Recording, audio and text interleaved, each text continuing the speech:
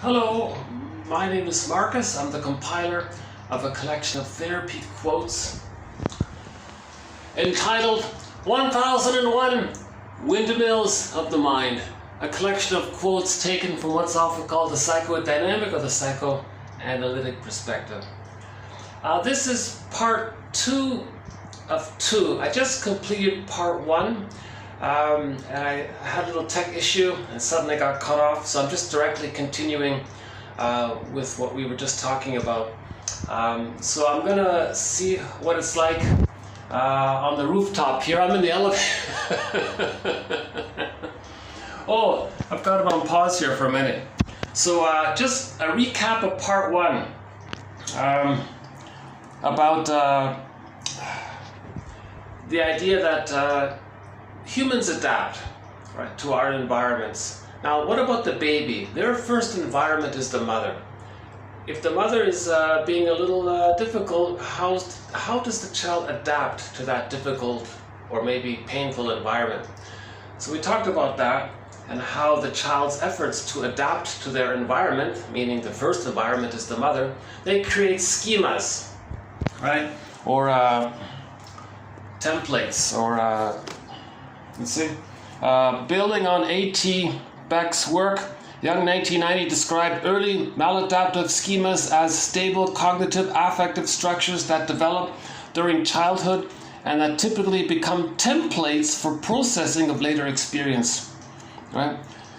So schemas, they're organized elements of past reactions and experience that form a relatively cohesive and persistent body of knowledge capable of guiding subsequent perception and appraisals, right? So as the child adapts to his first environment, he may make these pathogenic beliefs. In order to adapt, he must relate to his mother somehow. The mother's the first environment, but if she's painful, how does he adapt? He may adapt by creating dysfunctional beliefs. Now if it's frozen there, that's called a template or a schema. So in part 1, we talked about this. I think part 1 is pretty good. So we're just gonna continue here. Okay, hold on a sec. So we're gonna go up to the 28th, the 28th floor here. So hopefully it won't be too noisy up there. You know, the rooftop, it's pretty noisy up there. So I'll try it and see how it goes. Unfortunately, my options are very limited. Actually, I wouldn't mind just doing it in this elevator here, but nice little elevator, by the way. Yeah. Okay, so let's see if we can find a relatively quiet spot. But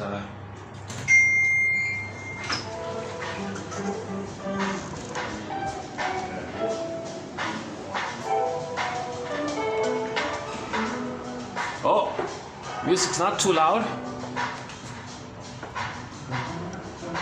Okay, a little luck here. Yeah, okay, good. Oh.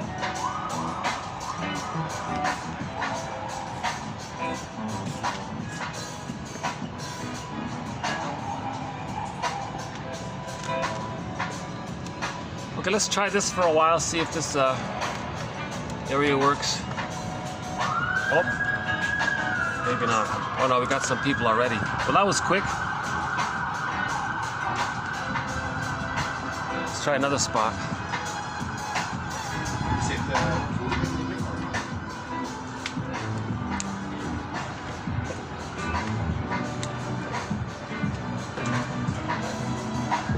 You know, this is usually a discotheque up here. It's just so loud, but at the moment, I think I can manage to finish. We do part 2 up here.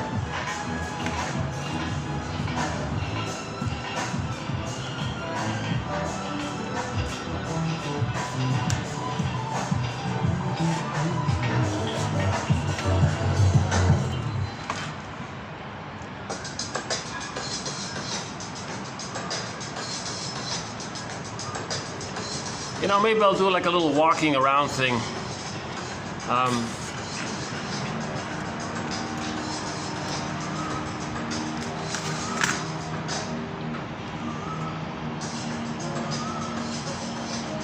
Okay, it's worth repeating. Let's do part 1 very quickly, the quotes, because part 2 is the continuation of part 1. I highly recommend somebody to watch part 1 before watching this part 2 here. But just quickly, the first part is a child's environment. Oh, hang on a sec. Okay, from birth onward, humans are geared toward adaptation to the environment. Okay, so keep that basic sentence in mind. Humans adapt to their environment. You move to a new place, you're going to want to adapt to that new environment, right? Now apply that to the baby and their environment. Now, the environment for the baby is the breast mother, right? We're not saying the mother fully because the baby doesn't have a concept of himself being separate from his mother. It's just all about him, and everything around him is just there to serve him. And he's primarily relating to the breast of the mother, not realizing that it's, so that's called part object relating. So that's sort of the first sort of quote unquote object. Again, the term object just means when something's emotionally important to you. Whatever it is, usually a person, it's an object. So the baby relates to the mother, not to the full mother, that's a whole object, it's a part object. So, okay. For the first few years of life, the family unit comprises the child's environment, and consequently, the child's most powerful motivation is to preserve his or her attachments to family members. Okay, and as we said in part 1, more specifically to the mother, right? The child forms theories or beliefs about self and others as part of this adaptive process. Okay, as part of this adaptive process. So humans adapt to the environment. The baby is going to want to adapt to his or her environment. Now, if his or her environment is painful, he's got to find some way to adapt, right? Okay, traumatic experiences lead to the formation of dysfunctional or pathogenic beliefs, which are typically not conscious. These pathogenic beliefs develop as a result of a parent's consistently adverse reactions to the child's normal developmental strivings, called a strain trauma, or he calls it a stress trauma, or the child experiencing a severely traumatic event, a shock trauma. Okay, so the basic premise is the baby is going to adapt to their environment. But if the environment is adverse, how does he adapt? So that's what part 1 is for. So in part 1, I think we covered some good ground there, understanding, making the link between the general idea that humans adapt to their environment. You go to a new city, you got to adapt to the new things around you. Well, the baby is in a new environment out of the womb, he's got to adapt. So how is he going to adapt, considering that he's undeveloped, no motor skills, no language, helpless, dependent, small, completely dependent on his mother for everything, really. And if the mother's painful, how is he going to adapt to that environment? That's key there, right? Now, in the process of adapting to a mother who's misattuned, malattuned, not understanding the baby's signals and the baby feeling shamed, he's going to adapt to all that. So that's what part 1 is for. So part of the adaptation is this pathogenic beliefs or templates or schemas.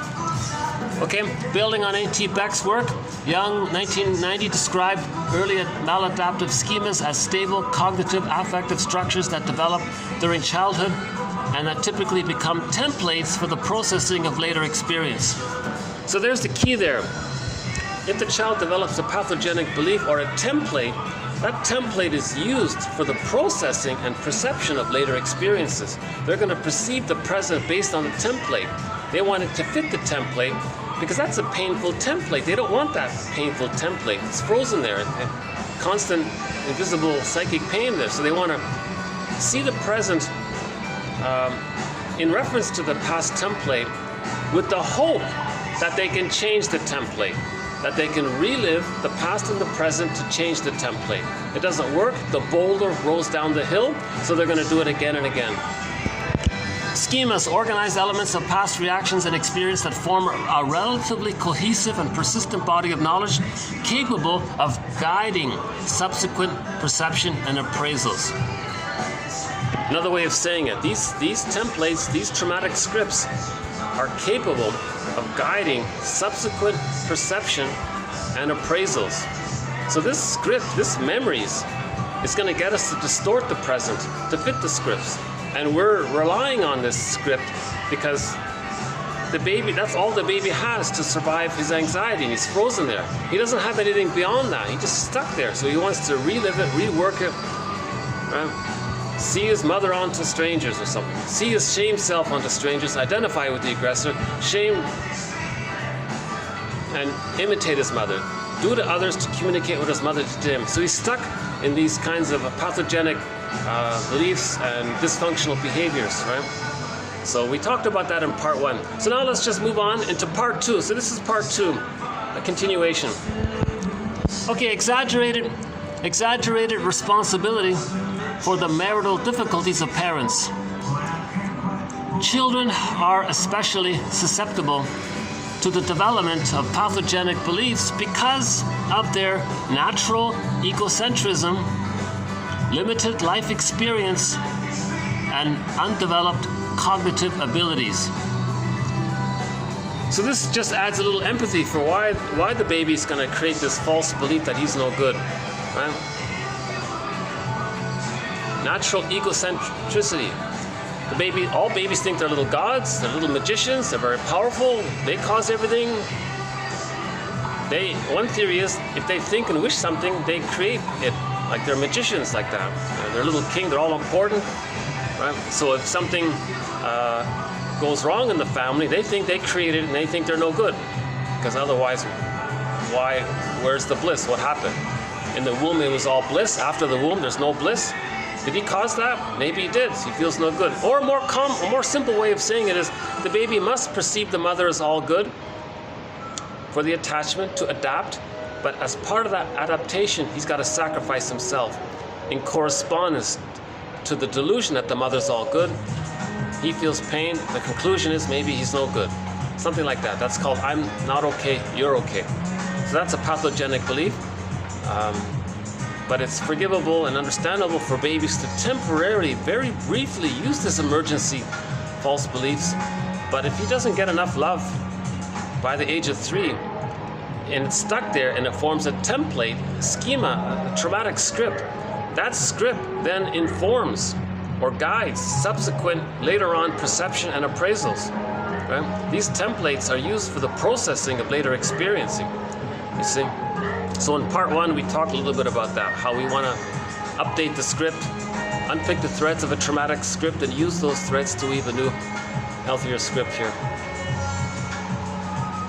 Right. You know, this little city park, just a little distraction here, this little city park offers immense relief here. Just 5 minutes, you feel much better. Oh, there's the subway.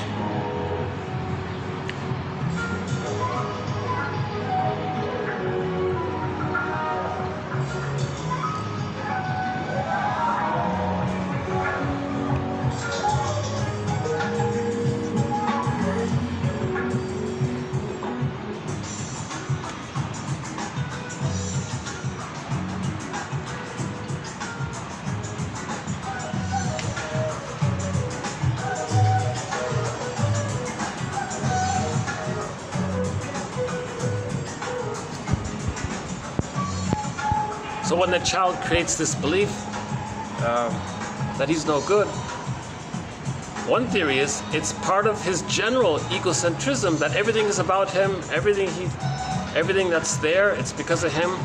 So if he feels compelled to think he's no good, that's in relation to him thinking he causes everything. So if he feels no good, he caused it. So there's something flawed with him, he thinks. Limited life experience, right? Undeveloped cognitive abilities. He doesn't have consciousness yet, right? Because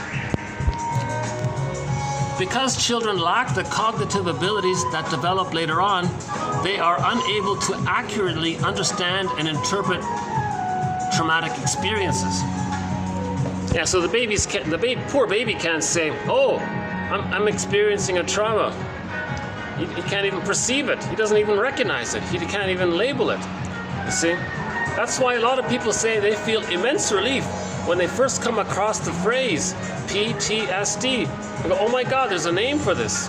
There's a name for this, nervous breakdown, PTSD or something, right? Okay, by unconsciously identifying with her, he punished himself for failing to cure her. Okay, so there's quite a sentence there. The baby thinks it's his job to save the mother. The baby gets this idea right off the bat in many cases, 7 times out of 10, according to one estimate. The baby thinks, what? Hello, mother.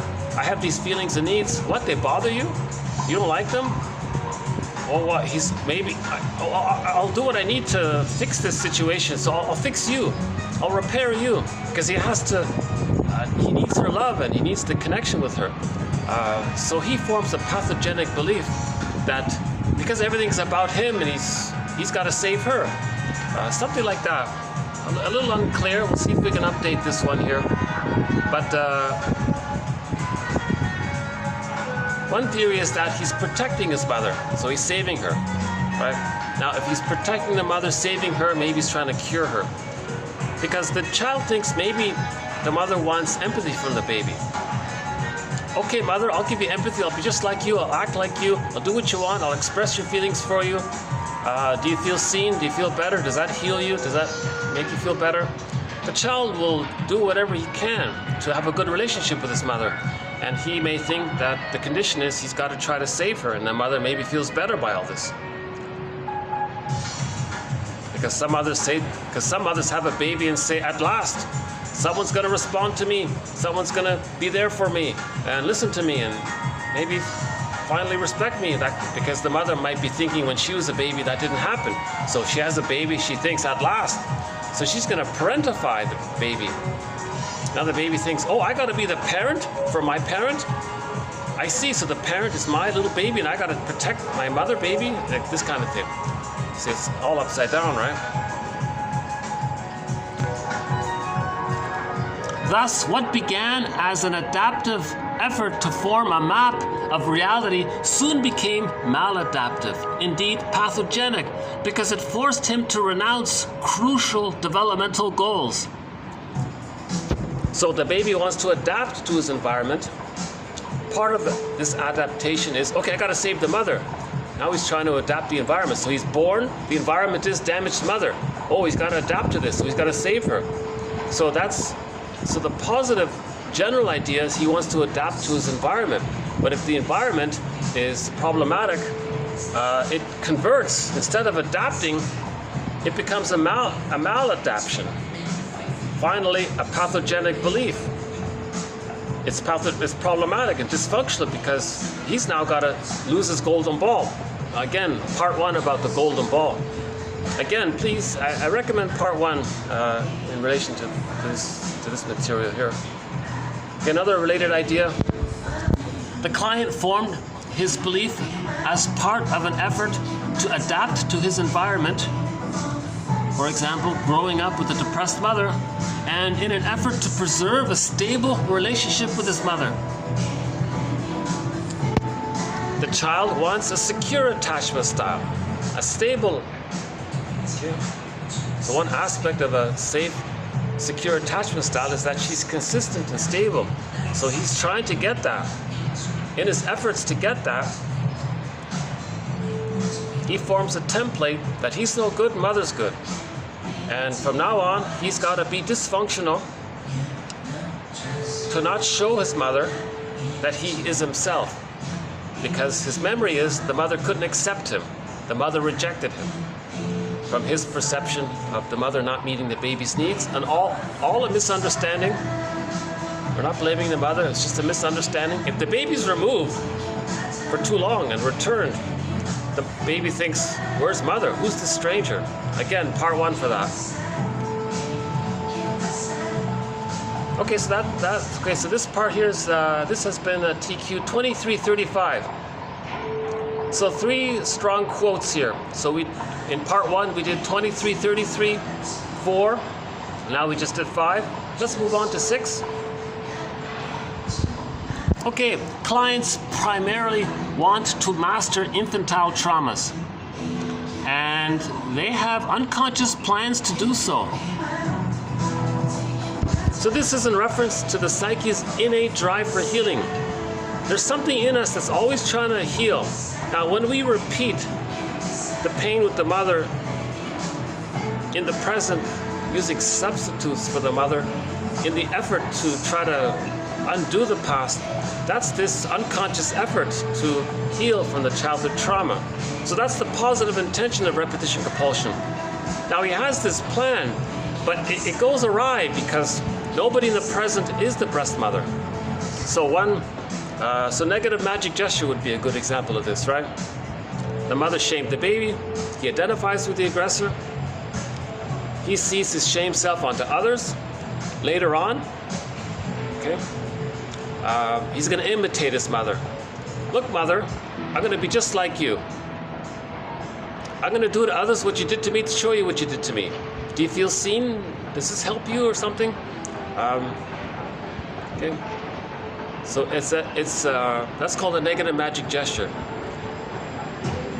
The person grows up, he wants to, through his negative, cynical humor or something, or humiliating humor or something, shaming humor, it's called Schadenfreude. He wants to see others shamed because he wants to communicate that when he was a baby, his mother shamed him. So him shaming others is a communication that his mother shamed him. Again, hurt people to communicate that they're hurt. That's the unconscious drive for healing, because they're trying to communicate. They're angry. The baby now is a person. They're angry at what the mother did to them. So they're trying to communicate it, but they don't have words. So they're going to act like her. They're going to become a caricature of her, like a cartoon of her. They're just going to just exaggeratedly do what she did. Right? They're trying to show her up, Burglar says. He's trying to show her up. And ironically, at the same time, he's protecting her. Because he's not directing his anger truly at the mother, he's directing the anger at others. So he's protecting the mother. He's still trying to save the mother. So there's a condensation here. He's protecting the mother by not being true to himself, okay? But he's angry at the mother, so he's going to act like her to show her up. You see? And he's protecting her because he's displaced his true feelings onto the other. So he's protecting her through displacement.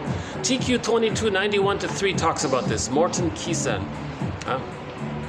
Chapters 8 and 9 of his book, Affect, Object, and Character Structure. Very good point there. My summary of it all is dysfunction equals protecting mother. So he's still protecting mother. So negative magic gesture is a dysfunction, a pathogenic dysfunctional behavior.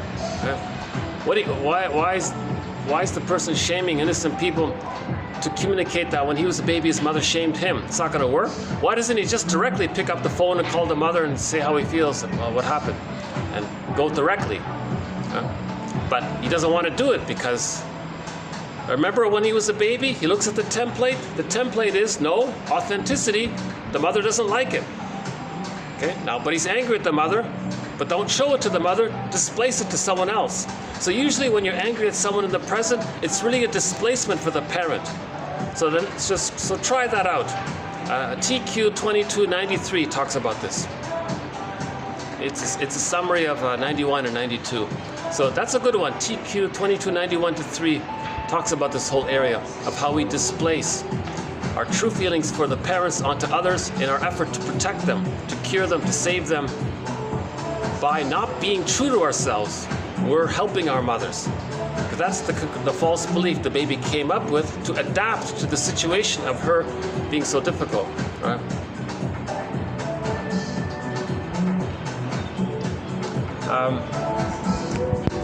Right? So that's a key sentence here. Clients primarily want to master infantile traumas. So that's the repetition compulsion. And they have various unconscious plans to do so.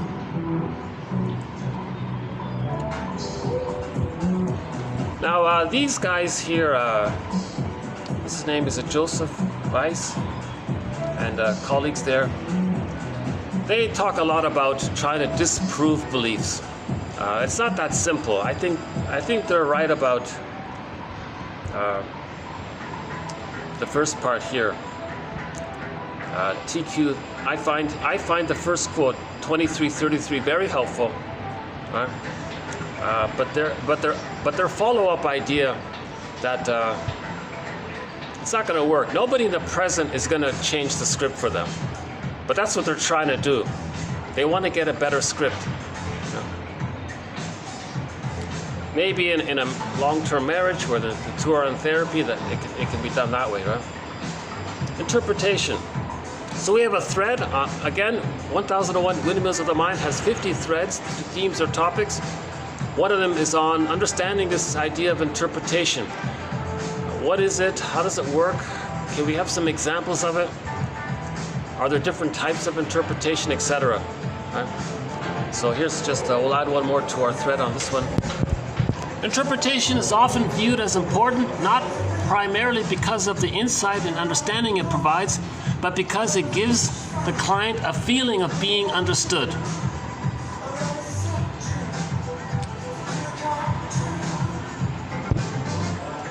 So if the person feels understood, then interpretation helps people to feel understood. Whoa, you really understand me. You said all that? You gave me a customized poem about my situation. You really understand it if you could come up with a poem like that. Interpretations are like little mini poems, very hard to craft. One example is in the movie, it's a comedy film called I Love Huckabees. It features a guy named Albert receiving help from 3 therapists. One joke in that film is that the therapists don't like to call themselves therapists. They call themselves existential detectives. And the interpretation was to link the present pattern to when it began in childhood, and then to catch yourself live here in the now, engaging in it again. And that's why you're doing this. So you have this problem in your life like this, you learned it back then, and that's why in the present you're doing this. You want to make this kind of that's one example of interpretation, to make the link between the pattern, when it began, and to see a current live, here and now example of it. In part 1, we mentioned this. Individuality is found in feeling. When we mourn, we start to feel, we find our identity. I feel, therefore I am. So it's worth including here. Okay, so that was 36. So we'll do 2 more quotes. 37 and 38 both come from the same author, a guy named Gilbert Rose. I really admire his effort. I honestly don't agree with a lot of what he says.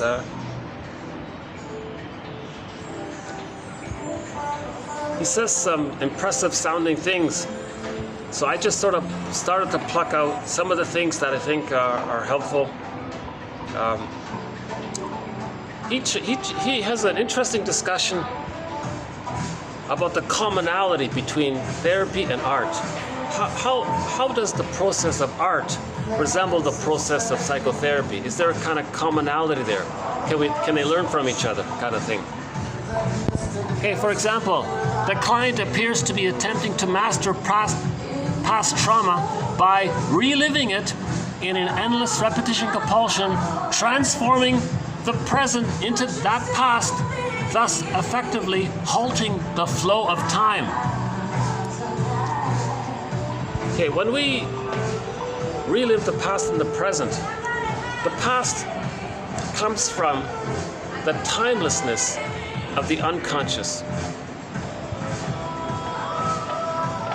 So if we're constantly replaying the past and the present, in effect we're halting the flow of time in our personal lives. We're not enjoying our lives, kind of thing. We're that woolly mammoth in the ice block. Again, part 1 for the woolly mammoth metaphor. So here's another reference to the link between repetition compulsion and trauma. When there's trauma, we try to master it, or undo it, or relive it, or have a happier outcome for it by replaying it endlessly. It doesn't work because the trauma was with the breast. Nobody in the present is the breast, nor can anybody travel back in a time machine and redo that original scene. There is time. So there's the confusion, right? The positive intention of a dysfunction is that dysfunction represents an attempt at defensive mastery and is purchased at the cost of constricted awareness and functioning.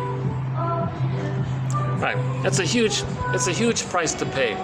In our effort to master the childhood trauma, we don't enjoy our lives too much. We live a provisional life, the unlived life, feeling that life is on hold, a rehearsal kind of thing, dress rehearsal feeling. When does life begin kind of feeling?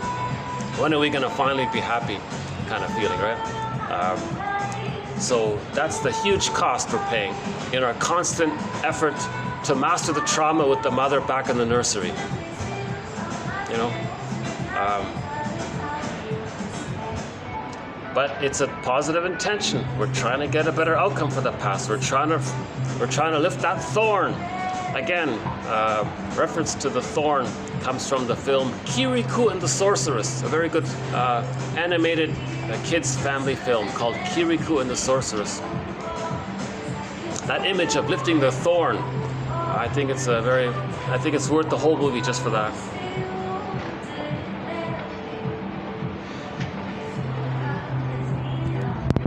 One might say that the unconscious reminiscence of lost unity before the birth of the self and otherness is probably universal, but the creative artist is loss sensitive and separation prone. Therefore, his wound may be deeper. The split in the ego is such that it is set on an endless course of repeating the loss in order to repair it. Okay, so the artist, the novelist, etc., is revisiting the scene of the crime to see if they can witness it, help them to feel it, that kind of thing. Okay, so the paradise feeling, right? The lost unity, the baby in the womb. Oh, got some guests here. Hold on. Let's see if they'll stay or if they stay, I'll move. But maybe in the meantime, I'll just walk here. So the baby in the womb has this oceanic feeling, this blissful oceanic oneness feeling. But the lost, it's a paradise feeling. The theory is everybody has some of that still. And by the way, that's the gambit of some religion. Oh, they're leaving. Oh, that's good. I can go back now. Hello, gorgeous. I showed this in one video here, but I'll show it again here. So on the wall here, they've got some kind of a... Hello, gorgeous. I guess it lights up at night, I suppose. Okay.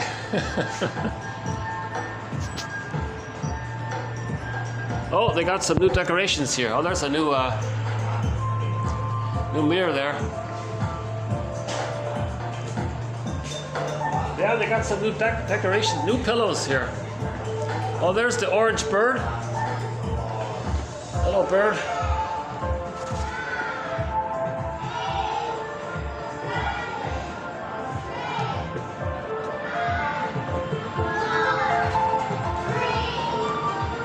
Okay, 3, 2, 1, let's continue. Oh, there's some upbeat music. Yeah, I like this music.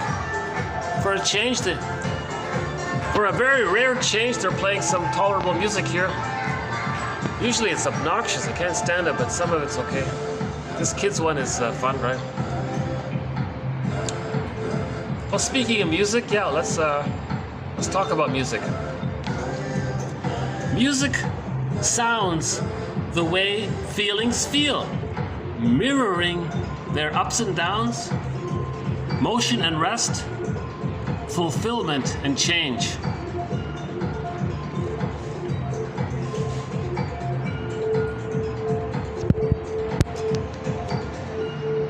One theory is that the baby in the womb hears the heartbeat, so later on we play the drum. That's the beat of the heartbeat. Now the rhythmic flow with the baby in the chord, the mother walking maybe. There's a kind of rhythm between the baby and the child. So in music, there's sort of some rhythm that represents some of this flow, that early flow, and the beat is there as the heartbeat, right? There's one theory about music. At the same time, they express our feelings.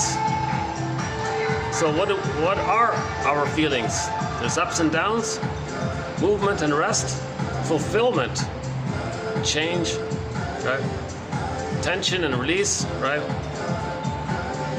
Rick Emmett talks a lot about that when he plays the guitar. He likes to create a little, he says most musicians do this. They want to create a little tension and then there's a easing up a little bit.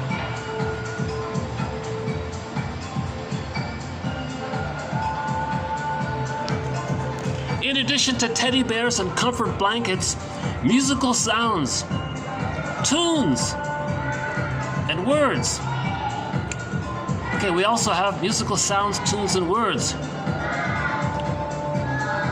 Okay. I'm not sure what are those kids. What are the kids counting down for? Oh, the kids are counting down for the release, right? It was you heard the music there, the kids saying 5, 4, 3, 2, 1, and then the music was calm. Ah, they relaxed or something. Maybe like in a race or something, you're nervous. Okay, go, on your mark, it's second. So music seems to do a better job of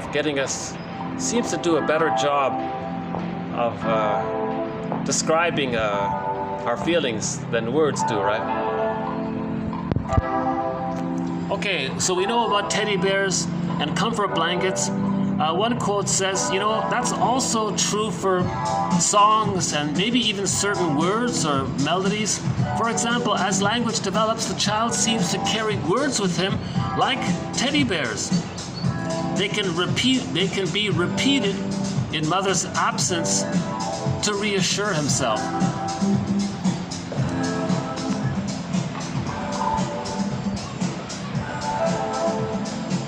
Makes sense, right? If the mother likes to read a children's book to the child can carry that book with him, and it reminds the child of the parent. It's a transitional object. But if the book is not available, maybe some of the words or sentences or phrases or expressions used in that story, the child can refer to it. So they're sort of invisible teddy bears of the mind, I guess. Pirandello wrote that his 6 characters. Okay, so there's a famous novel called 6 Characters in Search of an Author. So aspects of ourselves in search of our minds holding it all. Pirandello wrote that his 6 characters expressed the multiple personality of everyone corresponding to the possibilities of being to be found in each of us. Each of his characters represent latent aspects of the self, split off and transfixed at a time of traumatic intensity of affects and conflicts.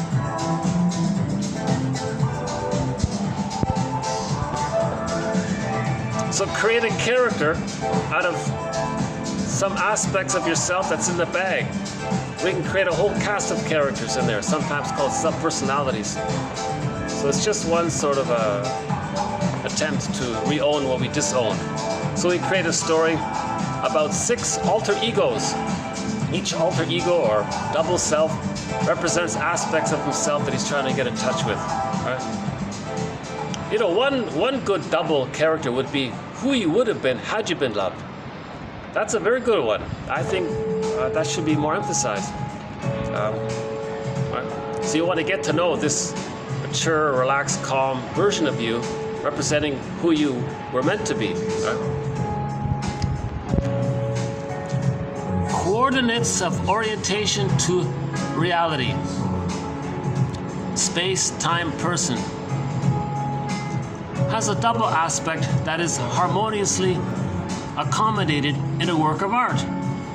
to the extent that the work of art does this successfully, it is an idealized model of the task the mind faces in attempting to reconcile the double aspects of space, time, and person. So a piece of artwork that represents your conscious and your unconscious self, your secret self, your second self, your shadow soul, your inner child of the past, the skeleton, right? The one who walks with you, who's not like you, who is you, the one who's living your life, and you know nothing about him. Okay, this double character, and now your conscious self. Can you create a work of art that sort of links the two, that relates the two, right? So that's why Roy Lichtenstein's painting called Stepping Out has won a Golden Windmills of the Mind Award. That painting immediately shows the two very well. I find it very simple but convincing, very clear and vivid. It's right there. We live in two worlds. So art wants to acknowledge these two worlds. Right?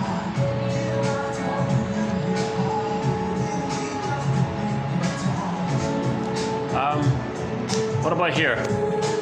Can we find two worlds in here? Well, maybe there's some forestry imagery here, living in a forest. And maybe the bars means we're in a window or something. Indoors and outdoors, inner, outer, right? So I like this painting. Maybe it does represent sort of the limitations and the freedom, searching for freedom. Yeah, that was my first immediate impression. The indoors feeling of being the windows, and then the outside you see the forestry, right? Anything else here?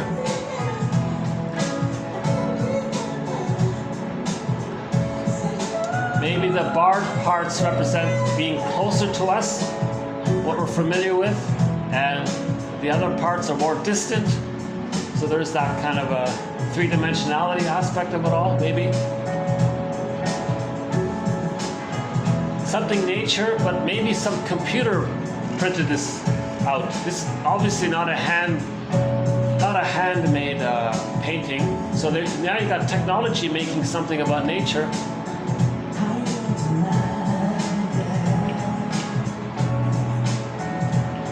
You know, our emotions can feel like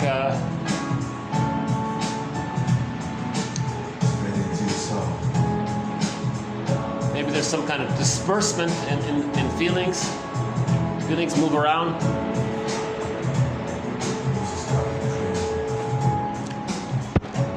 We're very early in this thread on art, psychoanalysis of art. That's a lot of work. Not many people have spoken about it. This is why I greatly appreciate Gilbert Rose's 2 books on the topic. 2 more here. Psychoanalysis through verbalization undoes repression. Art through sensuous forms counteracts denial. Both restore feeling.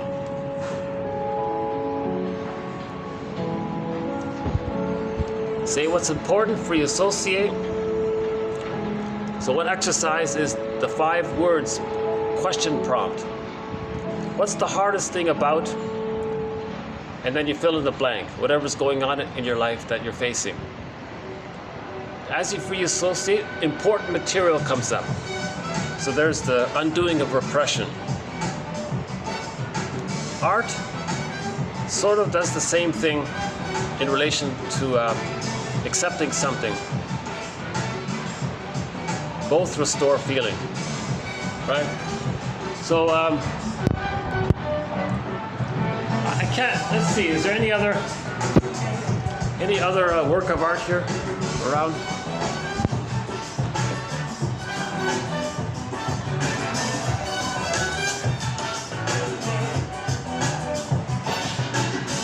What about these 2 nice chairs here, right? You know, 2 people, a guy and a girl, right, having a nice conversation.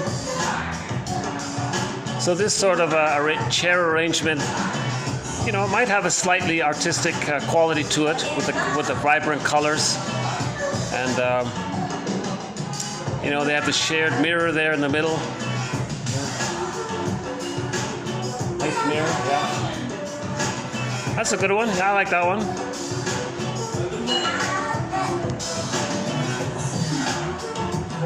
Let's see, anything else? What about this one here? The dancer. Well, the happy dancer, I guess. Are we getting it here? Well, she's poised, and I guess she's a flamingo. Is she a flamingo dancer, maybe? So this type of dancing is very embodied. This is a full-body type of dancing. Or maybe she's just walking, I'm not sure.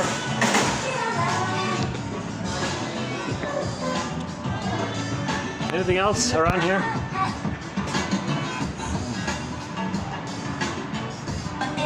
Yeah, please forgive me. I'm in the early stages of this topic on art here.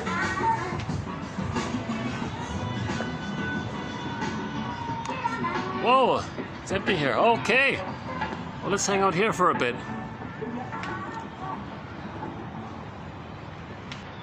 Geez, I wish they would just turn off that noisy music, eh?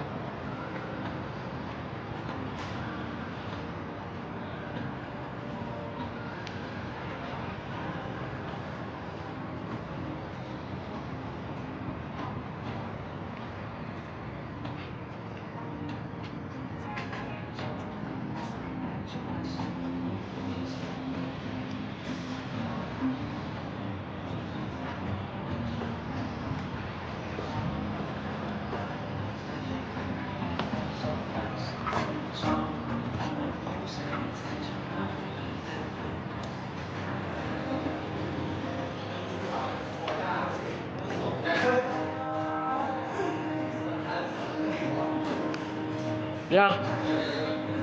You know, and that center piece, you know, sort of, the two of them are, you know, connected, and maybe they have the same vision for a happy marriage, you know.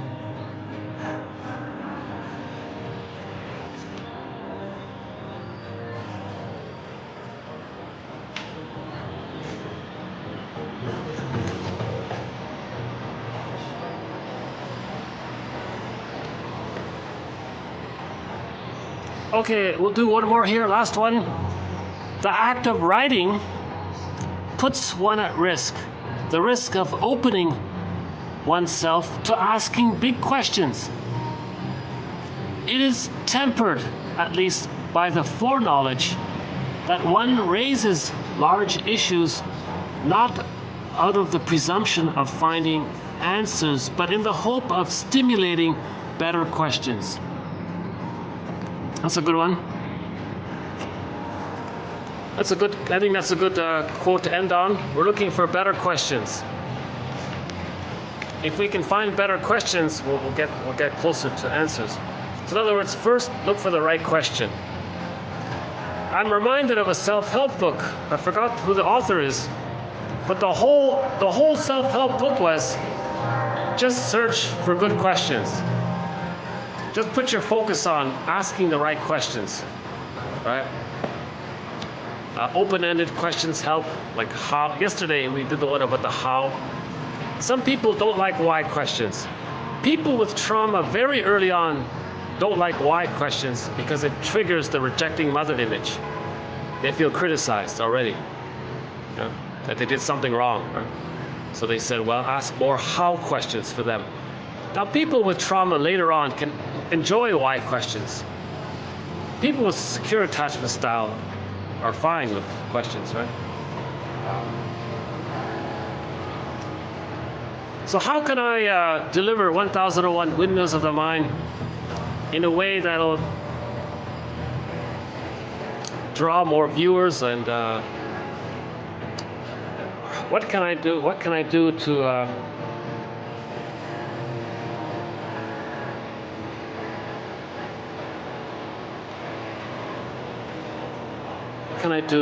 should I make more shorts? You know, should I do shorts or something?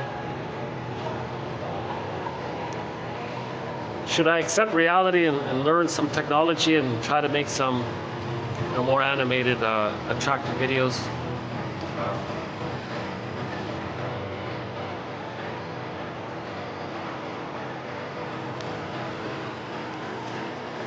So what are the right questions that I need to ask myself? What questions do I need to ask myself? What are the right questions? Oh yeah, I think the book is called Change Your Questions, Change Your Life. I think that's what it was called, right? She says in there, either we're open to learning and we're asking questions, or we're just judging all the time. Now the judging all the time, that's the trauma very early on. Trauma later on, they're open to learning.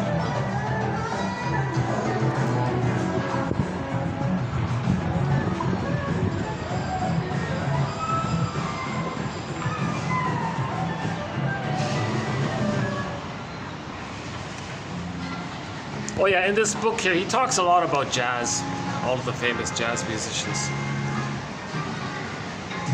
Yeah, he said bebop was a rebellion, right? They had swing music back then. But that music represented the plunder system. So the rebellion was the bebop or something.